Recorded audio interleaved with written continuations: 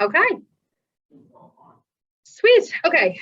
So why potassium is important. And I will be the first to tell you that I never really thought terribly much about it because you've got your hyper K patients, and then otherwise you're like, okay, well, what's the big deal? But the image here is just talking about our cardiac action potential.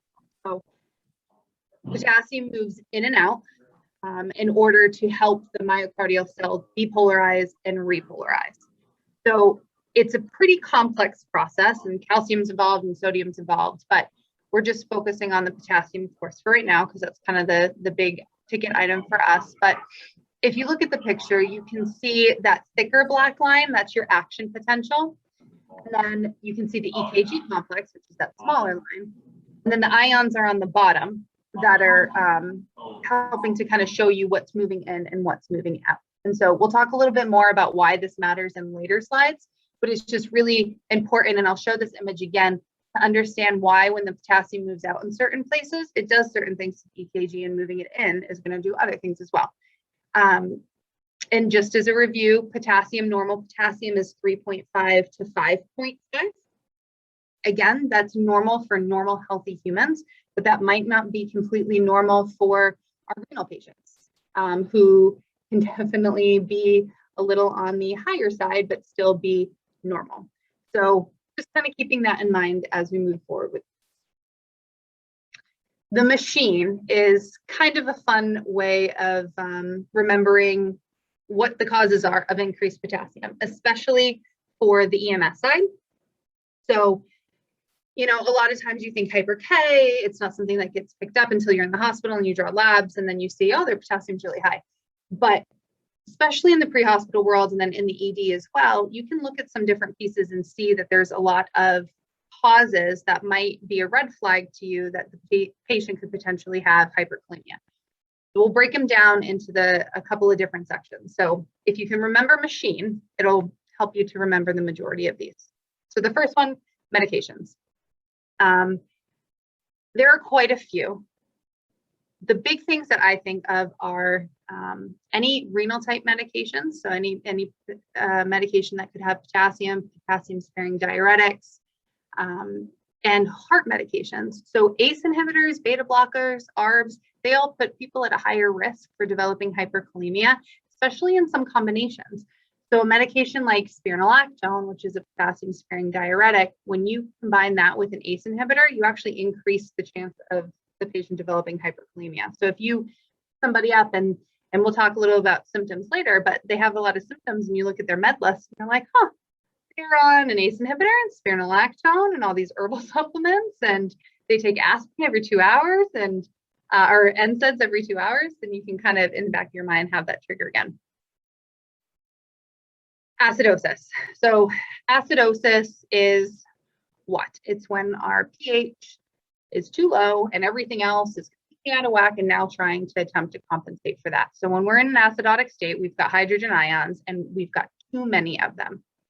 So the hydrogen ions, you can see in this little slide here, they actually try to go into the cell because the body is trying to buffer that acidosis by having them move into the cell. But when that happens, that potassium that's in the cell now gets displaced and comes out of it. And so now that can start to rise your potassium level because a change in either one of those causes a reverse effect of the other. So that's why sometimes when we see our DKA patients, we see they're really acidotic, pH is super low, and then they tend to be really hyperkalemic. Their potassium actually tends to be pretty high. Now, sometimes if they've been in this process for too long, their potassium will actually start to fall, but that's what that initial phase is the hydrogen's trying to get out of the way, ups in the cell, now the potassium's displaced, and now we're in a situation where we've got an increased potassium. Cellular destruction. This one is pretty severe, not initially seen in the beginning phase. So again, like for EMS, you're not going to initially see hyperkalemia in these patients. But let's say you bring them into Concord and they're like, nope, we got to drive them down to Mass Gen. And now you're a couple hours after the incident, you're driving down south for another couple of hours. This is when the potential is for that potassium to start to elevate, because when those cells are broken down or destroyed, all of that potassium that's living inside of that cell now spills out of the cell into that external space. And so when that happens, you've now got a lot of extra potassium in this outside space. So trying to shift it back into the cell isn't going to work too well for us here because our cells are all destroyed. And that's why the potassium leaked out. So we'll talk a little bit about treatment later, but that's why when we have patients and we say they're in rhabdo, it's because they have all of this trying to move through their kidneys. So we try to flush them with a lot of fluids to make sure that those kidneys can flush all the way through so that they can go ahead and excrete all of that excess that they need to be excreting, whether it be potassium, whether it be myoglobin. There's a lot of different things that the kidneys are trying to push out, and that's what we want to help to do, is to continue to move that. So again, this would be one you'd see probably, we're looking more hours after the initial incident. Hemolysis and hypoaldosteronism. So I actually had to look this one up. I did not know much about the second one, but I'll tell you about the first. So hemolysis is just rupture or destruction of red blood cells. And it's very similar to trauma in the sense that as the cell is disturbed, then the potassium comes out. Doesn't necessarily have to be as severe of a trauma as a crush injury or a burn. It could be something a little bit more comparable to, say, getting multiple blood products rapidly, and then you're having a shredding of some of those blood vessels or some of those blood cells in the massive transfusion. And so that can sometimes occur. And then the hypoaldosteronism is kind of interesting. So you don't have a normal aldosterone level. So you've got decreased levels. So the body isn't able to hold on to its sodium. And so it starts leaking out sodium and leaking out fluid, but it holds on to that potassium. It is not one that would, I will tell you, would typically trigger in my head if I was looking at your patient's history and saw that and was like, oh yeah, that could possibly cause hyper K. But it is one that's on the list of, hey, let this be a little red flag trigger mark for you. So if you see it, now you kind of have in the back of your mind that could potentially be part of the problem. Excess intake, right? Taking too many potassium supplements, eating too many potassium-rich foods, especially some of our older patients that maybe don't realize what is in their vitamins, and then they start taking too many vitamins, and then they've got too much potassium in their system. It's not a really, really common cause, but it's definitely something that we could potentially see. And then we've got our nephrons, right? Our poor little kidneys. Renal failure is probably the most common reason for hyperkalemia. Kidneys aren't functioning properly, and so we can't get that extra potassium out and excreted. It can't really go back into the cells because the cells are fully saturated and fine. So now it's just starting to build up because it's a waste product, and then it's building and we can't get it out. So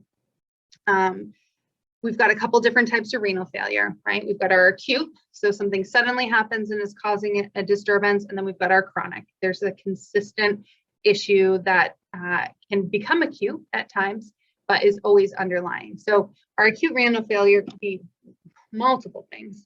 We've got sepsis, rhabdo, a prolonged blood pressure, because then you've got impaired flow to your kidneys. Blood loss, again, impaired flow to your kidneys. Other organs failing, causing a failure of your kidneys.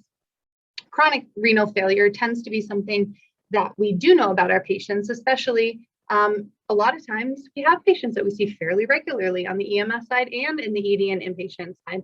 So you are aware of people and what their backgrounds are. And so that is probably the biggest one that I can tell you. If you know they're a renal patient, have this in the back of your mind as being a potential. And then the last one is excretion impaired, which again is very much with the kidneys and the nephrons. Anything that causes impaired excretion at all is going to impair the body's ability to get rid of that excess potassium. So you have your dialysis patient that missed 2 sessions, have it in the back of your mind that that might be why they feel so crummy. And that's why they're calling, is because this could potentially be going on. That buildup of potassium has no place to go.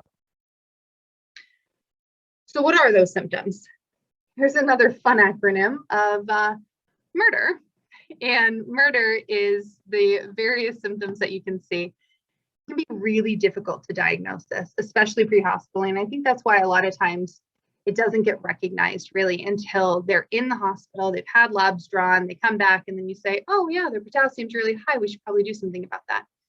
But between this and the EKG slides that I'm going to show you later, it should be able to give you a lot of information so that hopefully pre-hospital, if you ever do encounter this, you kind of have it, the realization that hyperkalemia might actually be. And even if you don't have that definitive number, you know that it's causing these symptoms. So the murder symptoms, muscle weakness, any urine changes, so a decrease in the urine amount or frequency, respiratory distress, decreased cardiac contractility, EKG changes, and reflex changes. So you can see it's a lot of muscular related complaints because potassium is so important for all of our muscular activity. So if there's too much potassium on the outside of the cell, it's going to change our potassium sodium channel pump in the skeletal muscle and the cardiac action potential of the heart. So now those muscular contractions are more sluggish, makes us weak and flaccid and have respiratory distress because our diaphragm is now weaker. We've got cardiac changes, which we'll talk about in a bit. So when you've got that older patient that's in heart failure and renal failure, and they call you saying, I just feel really tired and fatigued and not well, this could potentially be something going on. They might look okay, but they're giving you the signs and symptoms that maybe you need to investigate a little bit further. So what does that look like? Everybody's favorite EKGs. So there's a couple of different levels of hyperkalemia. Mild is typically characterized with a potassium between 5.5 and 6.5. And then you also have symptoms and EKG changes associated with that. Because remember, our chronic renal patients might be normal at 6.5 or 7 because they're so consistently backed up with their potassium because they're constantly on dialysis that even when dialysis goes ahead and removes that excess potassium, it builds up pretty quickly after. But most people aren't those patients, right? So if you're 5.5 to 6.5 and you have symptoms and EKG changes, then you're in a mild hyperkalemic state. So this stage is associated mostly with repolarization abnormalities, because if you look at the picture on the right, you can see your phase 3, so that downward slope going all the way down to phase 4, which is the bottom right corner of that graph. The potassium, if you look at the bottom, those red arrows, is moving back out of the cell. So it's trying to get out. So when you're hyperkalemic, there's more potassium ions outside of the cell than inside, right? So the potassium is more excited to go inside because it's less. And so it's like, oh, I want to rush in there. And so that's why what we see is we see our peaked T's, because the potassium is rapidly trying to get back into that cell. That's where it wants to be. And so it moves super quick. And that is giving us a shortened, quicker peaked T. Any questions with that? Okay. So here's a 12-lead example. You can see that there's really prominent pointy T waves throughout multiple views on this EKG. And I remember hearing one medic tell me, if you think it looks uncomfortable to sit on, it should make you think of hyperkalemia because they tend to be that pointed, especially in the beginning phases. All right, so we've got our mild, but now we've got moderate. So moderate, it's starting to rise even higher. So we're getting into that 6.5 to 8.0 range. And this is where it should really start making you think like, oh, there's something going on, because our EKG really starts to take a turn. So what ends up happening is there's an eventual disappearance of that P wave. And before the P disappears, that QRS complex gets wider. And the PR interval gets wider.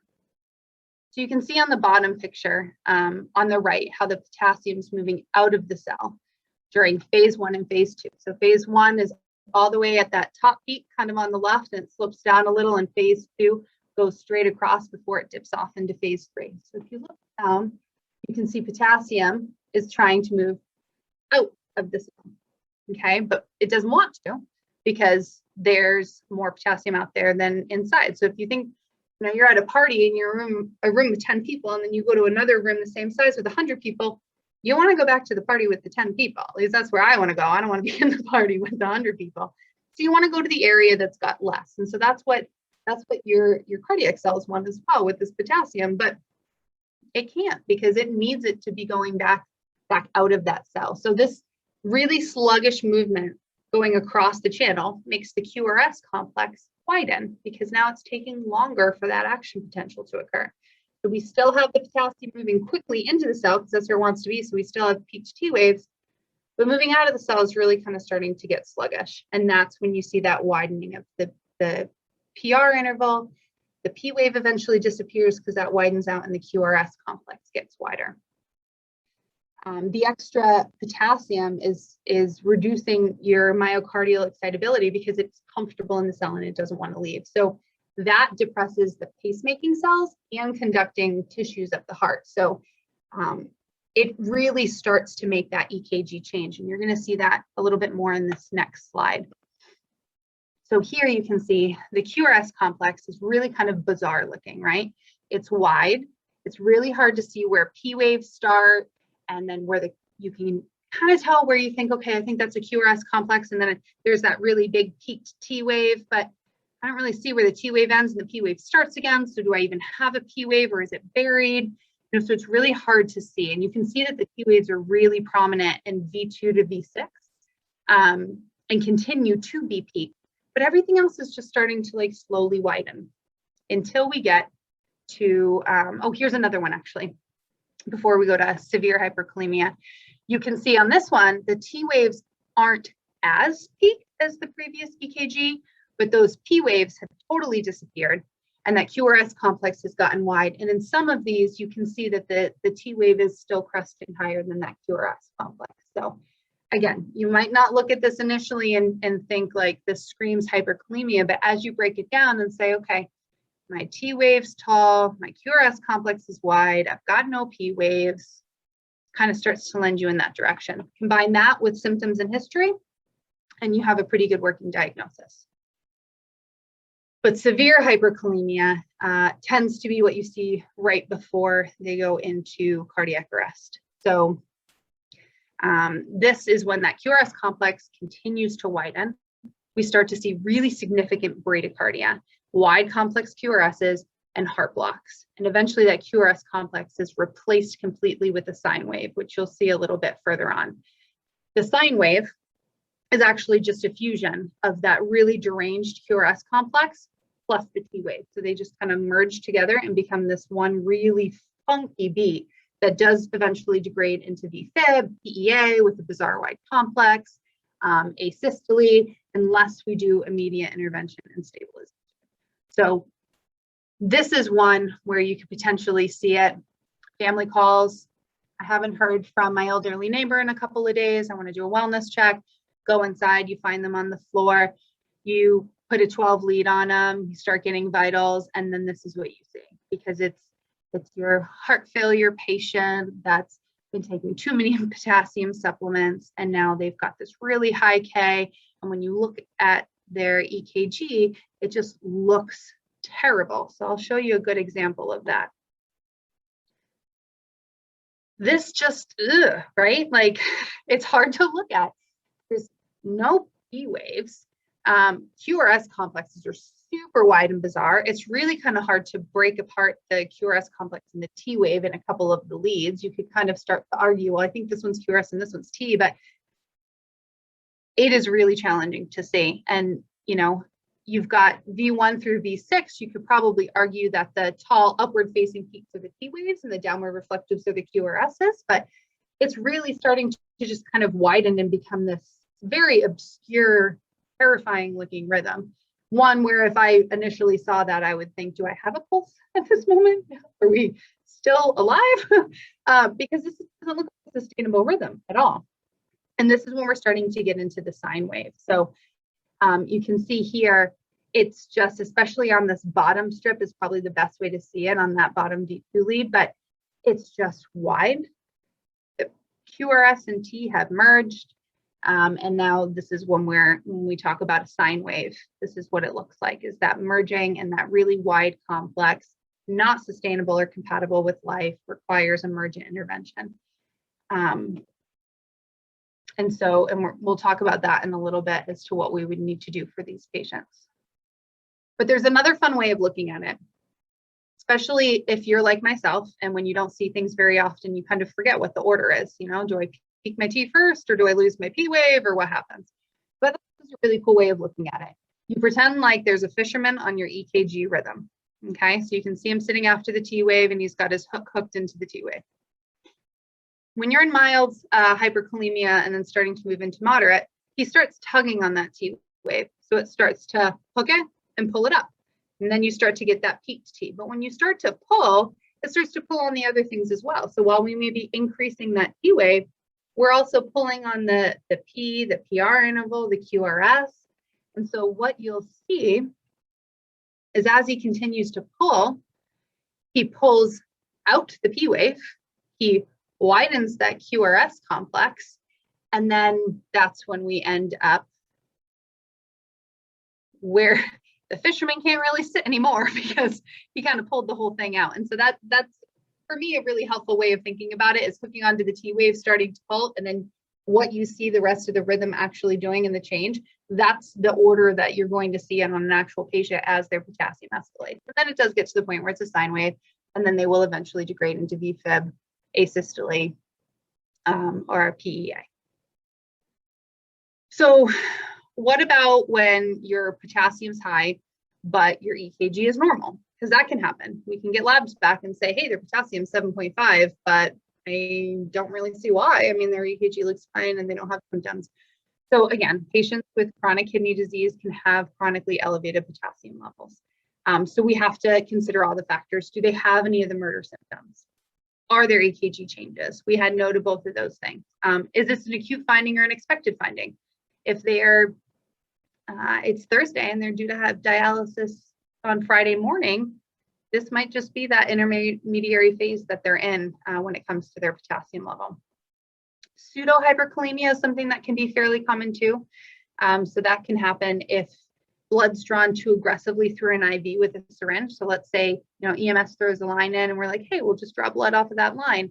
You put a tourniquet on. If you keep the tourniquet on for longer than about a minute, then your blood sample can actually become compromised because that blood starts to break down a lot quicker. If you pull too hard with the syringe, you can actually shred the blood vessels as you're pulling them out and cause them to hemolyze. And if we remember thinking back a couple of slides, when you have cells that hemolyze, they burst and release that potassium. So you get a fake high potassium. That's not legitimate, but that's what it's run at because we've destroyed those cells.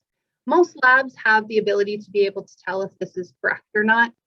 They have very sensitive mechanisms, which is great. You can also look at your other lab values. If you've got multiple things that are off, then it can kind of help to lead you in the direction of knowing, hey, like I've got a really low value here and a really high value here, and it just doesn't make sense with any clinical picture. So I think maybe our sample is compromised.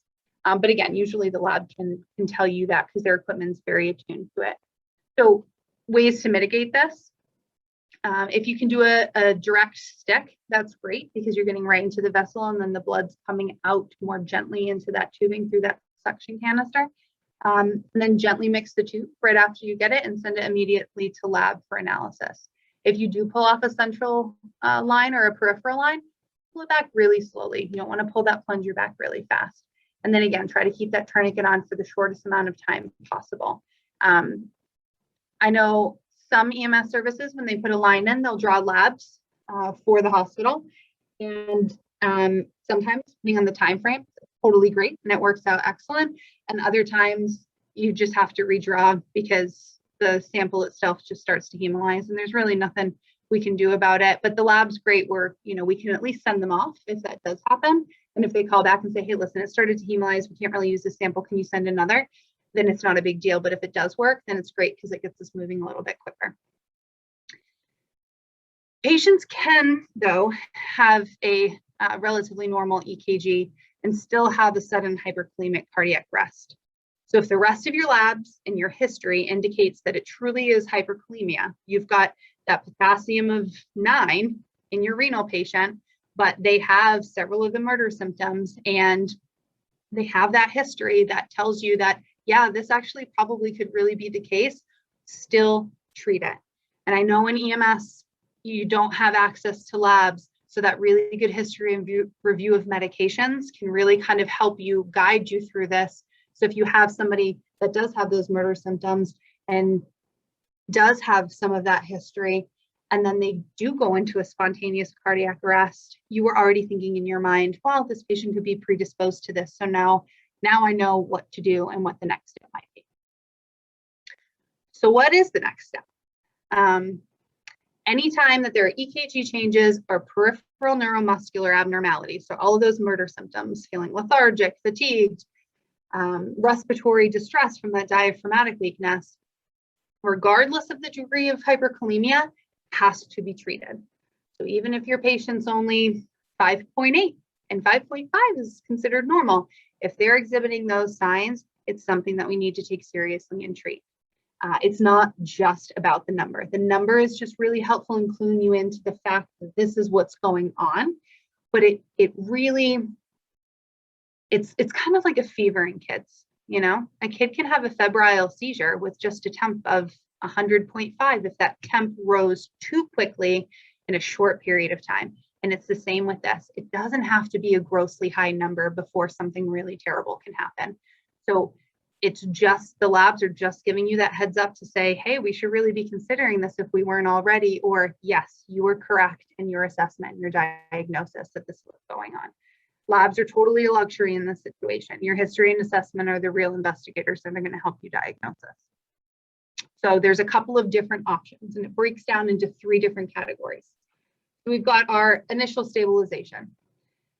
Then we have the option of trying to shift those shift the potassium somewhere. We want to get them back into the cell because that's where they were living before. Then let's try to shift them back. And then the last option is the true definitive care. How do we remove the potassium from the body? Not just stabilize, not just shift it temporarily, but truly get rid of it. So stabilization, this is a really important key. This is something that needs to be done initially and continuously reassessed because it really is only temporary. So calcium is our big stabilizer in this situation. Calcium helps to reduce that myocardial irritability and stabilizes the myocardium. It combats the cardiotoxicity of hyperkalemia because it stabilizes those cardiac cell membranes against the undesirable depolarization. So it doesn't do anything to affect your potassium level. All it does is buy you time to get the other medications to the bedside that are going to help you shift the potassium back where it needs to be or remove it entirely from the body. So this is just temporizing, just to help to make that membrane a little less excitable so that it doesn't degrade into that VFib or that PEA. Calcium only needs to be done in a hyperkalemic patient if they have significant EKG changes, because all it's doing is stabilizing that membrane, right? It's not shifting potassium anywhere. It's not putting it into a cell or removing it from the body. All it's doing is stabilizing the heart. So if the heart's stabilized, we don't need to give it. We can skip over that step. If the heart isn't stabilized, you see that sine wave, you see that really peaked T wave with the wide QRS complex, then we do want to give this medication because we want to give it that stabilization. It only lasts, that stabilization will work within a couple of minutes, but it only lasts about 20 or 30 minutes. So we need to be moving pretty rapidly to a more definitive plan. There are 2 different types you can see on the screen here. You've got calcium chloride on the left and calcium gluconate on the right.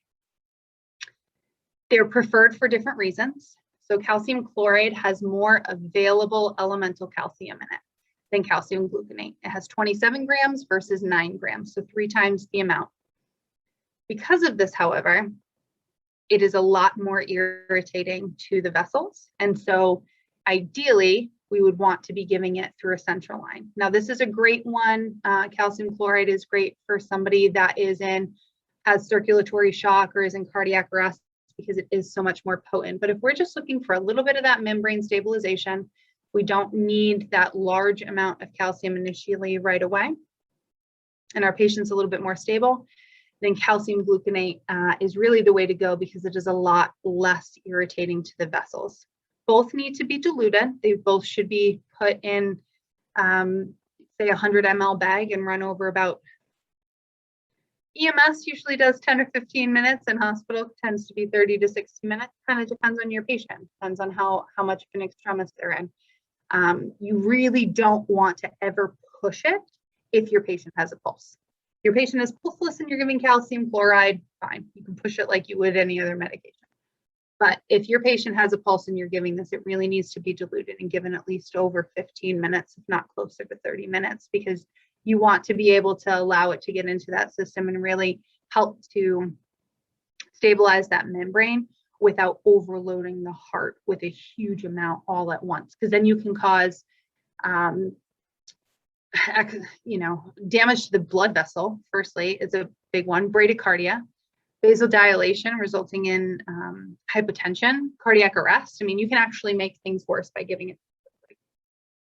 But again, all it's going to do is stabilize that EKG, keep things nice and calm until you can get to your shifting phase. So shifting, all it's doing is pushing that potassium back into the cell, which will work in some patients and not others, right? So we talked about some causes. You've got that crush injury or the burns. This isn't probably going to work that well with them because those cells were destroyed. There isn't a cell for it to move back into.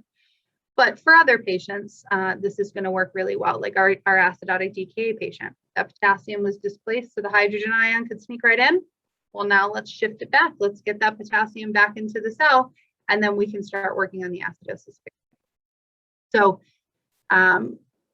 medications that shift potassium from the outside to the inside are used to temporarily decrease the amount of potassium in the blood. It's not a permanent fix though, because all it's doing is moving the potassium into a new place. But there's two big medications for it, insulin and albuterol. So to understand how they can decrease potassium levels, you first need to understand a little bit about the sodium potassium pump. So that's what the picture is in the middle here. So when we give something like insulin, we can stimulate, or when we give albuterol, which has epi in it, we can stimulate this pump, and it pumps potassium into the cell while pumping sodium out of the cell. So the movement into the cell is what decreases the amount of serum potassium in the blood. Insulin stimulates it in a very particular way because it helps to get that ATP. So you can see at the bottom, and this is where it gets probably a little too much in here, but it's helping to stimulate that channel pump to be able to move a little bit quicker to get the potassium in. Taking about 30 minutes after you administer the insulin, and it'll last about 4 to 6 hours. Usually it's 10 units that you give IV, and you typically give it with dextrose, which doesn't do anything for the potassium. All it does is help to prevent the patient from becoming hypoglycemic. So if you've got somebody whose sugar's in the 400s or 500s because they're DKA, you wouldn't be giving them dextrose with it because you wouldn't need to. If you've got a routine patient that has a normal glucose level, you would definitely want to give glucose and then reassess that. It's going to decrease your serum potassium by at least 0.6 milliequivalent. So if say you're up to, you're at 7.6, it'll drop you down to 7. And so this is something that can kind of help guide you to decide what your next step is going to be. And the fun fact with that DKA patient, we need to know the potassium level before we start that insulin infusion because the insulin is shifting the potassium into the cell, right? So we need to make sure that their potassium is normal before we give them any insulin. And so that's where it starts to kind of connect a little bit, where you have to start thinking about one thing or another. Albuterol also has another fun fact with it as well. So albuterol is a beta-2 agonist, right? So it binds to and mimics the effective epi on certain cells, including these ones, which includes the ability to trigger the transport of the potassium out of the blood back into the cell. You have to get a lot of albuterol to get this to happen, though. It's usually 4 to 8 times the normal dose. So it ends up being about 10 or 20 milligrams. So it's a lot of albuterol. Works in about an hour and a half, and it lasts, again, about 4 to 6 hours, but it can cause a pretty drastic decrease all the way up to 1 milliequivalent, which is great. Tend to not be used too terribly often because it is such a big dose, and it can cause a lot of untoward side effects, primarily tachycardia. But again, another fun fact, you've got kids that come into the ED and they're getting multiple nebs. They're at risk for getting hypokalemia because they keep getting all these albuterol nebs, pushing all this potassium into the cells. We're not thinking about that because it's not their problem. That's not why we're giving it. But you can see these kids start to develop symptoms of hypokalemia. So it's interesting how it all kind of connects. The last thing that some providers will give that I didn't really put on the slide because it seems like recent literature is not supporting doing this anymore is bicarb. So if a patient was in a metabolic acidosis, then a lot of times providers were trying to give bicarb as well to try and see if they could work on that acidosis. But it doesn't have an effect on the serum potassium, and it has really little clinical value, especially because if you give calcium to stabilize the membrane, the bicarb binds to calcium, so it renders that infusion completely ineffective. So, you know, if you give calcium, stay away from the bicarb. And in general, bicarb's not really required in this patient population anymore. Okay, and then our definitive care is everybody's favorite things, the excretion methods. So K-exolate is every nurse's worst nightmare because you give it and it is the stool that never ends. It's a cation exchange resin, helps to exchange sodium for potassium in the colon, so then it helps to excrete potassium via stool.